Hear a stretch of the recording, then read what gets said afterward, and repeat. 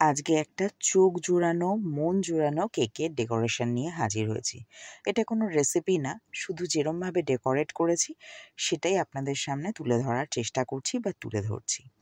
প্রথমেই বলে রাখি, এটা একজন আমাকে অর্ডার দিয়েছিল, তাই আমি বানিয়েছিলাম, তাই আর কেটে দেখাতে পারলাম না যে কেকটা কীরকম দেখতে হয়েছে বা খেয়ে আমার এক্সপিরিয়েন্সটা শোনাতে পারলাম না যে কীরকম খেতে হয়েছে। নমস্কার বন্ধুরা, পিঙ্কি রাহারের দরবারের আরেকটি নতুন পর্বে আপনাদের সকলকে স্বাগত জানিয়ে শুরু করি আজকের এই চোখ জোড়ানো মন জোড়ানো আমার এই কেকের ডেকোরেশন রেসিপিটা। কেকটা কতটা নরম হয়েছে সেটা দেখানোর জন্যই একটু প্রেস করে দেখালাম। আর যারা আমার মতো ছুরি দিয়ে কেক কাটতে পারেন না তাদের জন্য এটা হলো দুনিয়ার সবচেয়ে ইজিয়েস্ট ওয়ে। কোনোভাবে কেক পাতলা মোটা হবে না, কোনোভাবে না। দেখুন কত সুন্দরভাবে কেটে গেছে।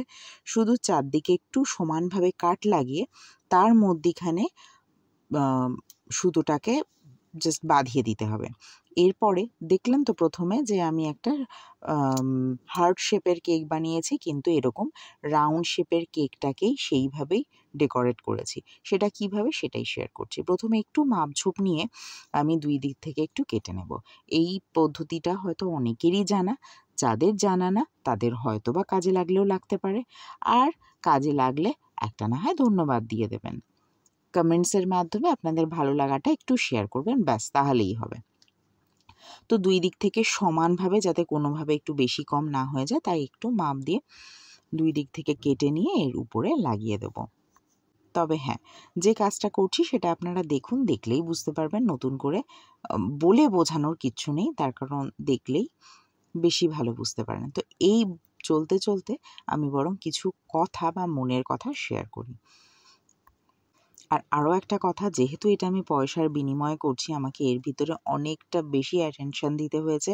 তাই কোন দিক থেকে আর কি দেখা যাচ্ছে, মানে হয়তো ব্যাকগ্রাউন্ডে অনেক কিছু যেটা দৃষ্টি আকর্ষণ করে না সেরকম জিনিসও দেখতে পাবেন, সেটা প্লিজ ইগনোর করবেন। তো কেকটাকে ঠিক করে রিপ্লেস করে নিয়ে এটা সুগার সিরাপ দিয়ে দিচ্ছি, যাতে এমনিতেই কেকটা ভীষণ নরম হয়েছিল, কিন্তু তারপরেও অনেকক্ষণ পর্যন্ত যাতে ময়েস্ট থাকে সেই কারণে এটা দিয়ে দেয়া। এটা কিন্তু ভীষণ বাধ্যতামূলক।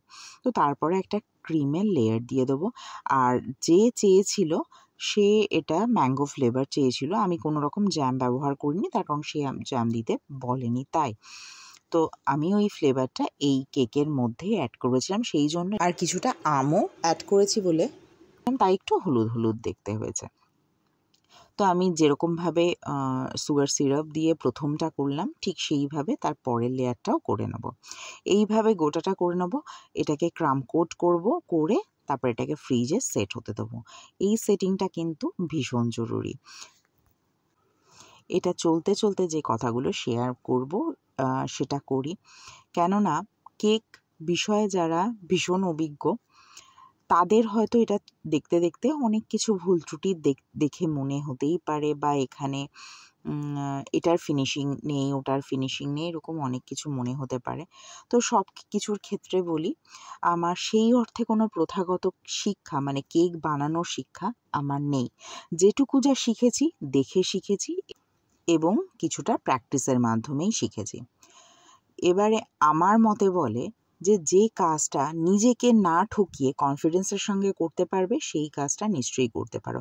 সেই কারণে অনায়াসেই কিন্তু আমি কেকের অর্ডার নিই অন্যের কাছ থেকে, এবং তারা আমার কেক খেয়ে, মানে এটা যার জন্য করেছি সে তো আমার কাছ থেকে 3খানা কেক অলরেডি নিয়ে নিয়েছে।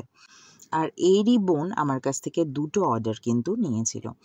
যাক, মোটামুটি ফিনিশিং আমার শেষ, যেটুকু যা বাকি আছে ওটুকু ঠিক কভার আপ করে নেওয়া যাবে। তো আমি চলে এলাম এবার গোলাপ ফুল বানাতে। এবার মনে হতে পারে যে এরকম এটা কেন এত অপরিষ্কার, আগে কয়েকটা বানিয়ে নিয়েছি। ক্রিম, আসলে এই সময়টা আমাকে অনেক কিছু খেয়াল রাখতে হচ্ছে। একে তো ভিডিও শুরু করেছি, সেটা শ্যুট করতে হবে। দ্বিতীয়ত হলো ক্রিম এত পরিমাণ গলছিল, মানে গরম এত ছিল, ক্রিম এত পরিমাণ গলছিল, এটা কোনো শেপ আসতোই না। আবার নতুন করে ক্রিম বানিয়ে আমি এসির সামনে বসে তারপরে এটাকে শেপ দেওয়ার চেষ্টা করছি, এবং ফরচুনেটলি এটা ঠিকঠাক হচ্ছে, না হলে যা হচ্ছিল তো সে আর বলার মতো না, সেই জন্য শেয়ারও করতে পারিনি। গোলাপ ফুলটা দেখলেন আমি কীরমভাবে বানালাম, সেরকমভাবেই বানিয়ে নিয়েছি। যে এতগুলো গোলাপ ফুল অলরেডি বানানোর পরে ওটা ছিল লাস্ট টাইম। তো ভাবলাম এই সময় যদি শ্যুট না করি আর কোন সময় করব। আমার গোলাপ দিয়ে এটা কিন্তু একটা দিকে দেখানো হয়ে গেছে, মানে দেয়া হয়ে গেছে, আর একটা দিকে ছিল না। আর একটা দিকে কী আছে সেটা অবশ্যই দেখাবো। চলুন। তবে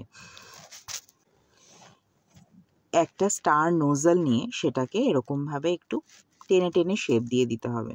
এগুলো শুধু দেখলেই আর একটু প্র্যাকটিস করলেই হয়ে যায়। যেরকমভাবে আমার হয়েছে, যদি কেউ ভাবছেন যে এরকমভাবে কেক বানাবেন অবশ্যই করতে পারেন, শুধু বাড়িতে এই সমস্ত জিনিসগুলো একটু কালেক্ট করে রাখতে হবে, দ্যাটস ইট, আর কিছু। এবার একটা ছোট্ট ছোট্ট হার্ট শেপ করে নেবো। এটা ও আমাকে যে ছবিটা পাঠিয়েছিল সেটাতে না ফন্ডেন্ট দিয়ে করা, কিন্তু ফন্ডেন্ট দিয়ে কাজ করার অভিজ্ঞতাটা আমার আবার মারাত্মক, সেই কারণে সেটা আর অ্যাপ্লাই করলাম না।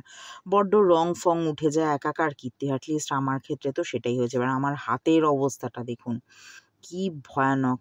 ওফ। আচ্ছা, এখানে কিছু সাদা পাতা ছিল, সেই সাদা পাতা, চিন্তা করুন, আপনারা বলে বসবেন না কেন তুমি সবুজ পাতা দিতে পারলেন, একজন ছবিটাতে সাদা পাতাই ছিল। তো সেই সাদা পাতাটা করার জন্য ভি শেপ করে একটা ওই পাইপিং ব্যাগটাকে কেটে নিলাম। এবার বিশ্বাস করুন, এটা ওই বাইরে ছিল এই ক্রিমটা, সে কারণে একটু গলে গেছে, তাই শেপটা আসতে চাইছিল না, বাট মানে একটু বেঁকে পড়ছিল, কিন্তু পাতার শেপ সুন্দরভাবে হয়ে যায়। যারা এইভাবে করেননি তারা একবার এটা করে দেখবেন, বেশ সুন্দর শেপ আসে। পরেরগুলো বেশ ভালোই এসেছিল। এই হলো এটার ফাইনাল লুক। ফাইনাল লুকটা কেমন লাগলো অবশ্যই করে জানাবেন। কিছু সুগার বল ছড়িয়ে দিয়েছি আর লিখে নিয়েছি। যদি ভালো লেগে থাকে তাহলে একটা লাইক করতে ভুলবেন না প্লিজ। আর প্লিজ আমার চ্যানেলটিকে সাবস্ক্রাইব করুন এবং পাশে থাকা বেল আইকনে ক্লিক করুন, যাতে নোটিফিকেশনটা সবার আগে আপনার কাছে পৌঁছায়। ভালো থাকবেন, সুস্থ থাকবেন। ভিডিওটি দেখার জন্য ধন্যবাদ।